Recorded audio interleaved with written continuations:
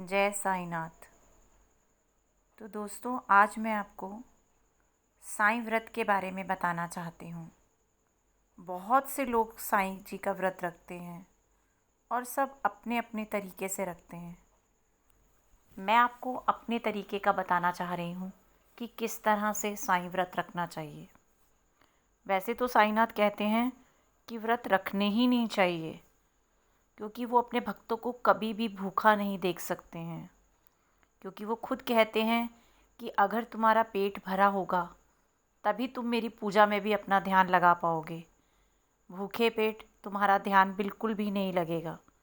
लेकिन फिर भी मेरा ऐसा मानना है कि जो भगवान हमें सब कुछ देते हैं, हमारी सारी मनोकामनाएं पूर्ण करते हैं, तो कुछ हमें भी तो उनके लिए करना चाहिए। वो तो कभी हमें व्रत रखने के लिए नहीं बोलते, लेकिन ये हमारी श्रद्धा है उनके लिए, जो हमें व्रत रख के बहुत अच्छा लगता है कि हमने अपने साईं पिता के लिए, साईं माता के लिए, साईं भगवान के लिए व्रत रखा। तो मैं आपको बताती हूँ कि मैं कैसे साईं व्रत रखती हूँ। और सबसे पहले ये बताती हूँ कि साईं व्रत तो आप 5 भी कर सकते हैं, 7 भी कर सकते हैं, 11 भी कर सकते हैं, 21 भी कर सकते हैं। आपकी जितनी भी मर्ज़ी हो आप कर सकते हैं। लेकिन साईंनाथ के 9 व्रत बहुत ही अच्छे हैं, क्योंकि साईंनाथ भी 9 अंकों को बहुत शुभ मानते हैं। तो मैं ये बताना चाहती हूँ कि उनके व्रत कैसे रखे जाते हैं। सबसे पहले सुबह उठकर अच्छे से स्नान करने के बाद, ये ज़रूरी नहीं है कि आपको कोई आसन पे ही बैठना है या कोई ऐसी जगह जहाँ पर एक मतलब ऐसा लगे कि हमें कुछ स्पेशल उनके लिए करना है। ऐसा नहीं है। आपका अपना है कि आप कैसे भी उनका व्रत कर सकते हैं। और जहाँ तक मैं हूँ, मैं तो सुबह उठ के स्नान करके और मंदिर में उनकी जोत जगाती हूँ।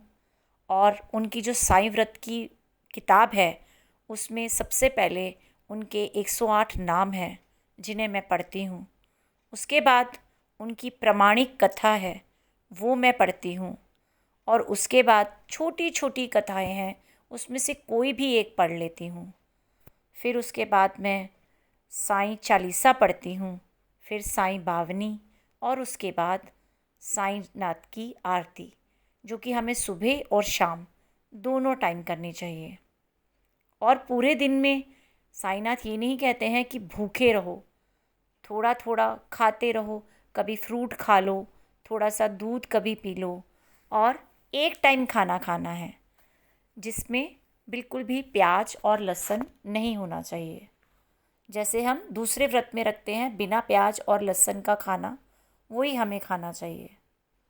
साईंनाथ ने हमेशा अपने भक्तों को यही कहा है कि बस मेरा नाम लेते रहो और तुम्हें कुछ भी करने की ज़रूरत नहीं है। कोई व्रत रखने की ज़रूरत नहीं है, कोई बहुत बड़े बड़े मंत्र पढ़ने की ज़रूरत नहीं है। लेकिन ये हमारे दिल की श्रद्धा होती है जो हम उनके प्रति दिखाते हैं, और हमारा मन करता है कि हम व्रत रखें तो हम रखते हैं। और सच मानिए दोस्तों, उनका व्रत रख के बहुत अच्छा लगता है, मन को बड़ी शांति मिलती है।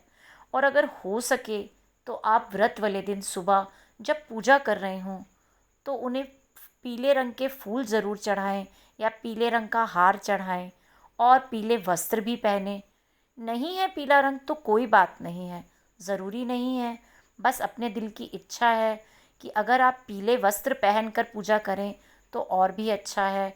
कोई पीली रंग भोग के लिए बना लें, जैसे खीर में आप केसर डाल सकते हैं तो भी रंग पीला हो जाएगा। हलवे में भी आप केसर डाल के बनाएंगे तो वो भी पीला हो जाएगा। और कुछ भी नहीं बना सकते हैं तो खाली एक साईंनाथ को मिश्री का भोग भी लगा दोगे ना, दिल से प्यार से, तो वो उसमें भी बहुत खुश हो जाते हैं। क्योंकि मेरे साईंनाथ को किसी भी चीज़ का लालच नहीं है। वो तो यही कहते हैं, बस मेरा नाम ले लो, मुझे और कुछ भी नहीं चाहिए। और सच मानिए दोस्तों, ये व्रत रख के बहुत सुकून मिलता है, और जो हमारी इच्छाएं होती हैं वो भी पूर्ण होती हैं।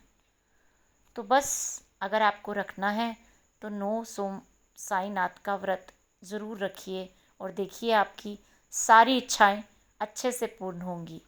जय साईंनाथ, जय साईंनाथ, जय साईंनाथ।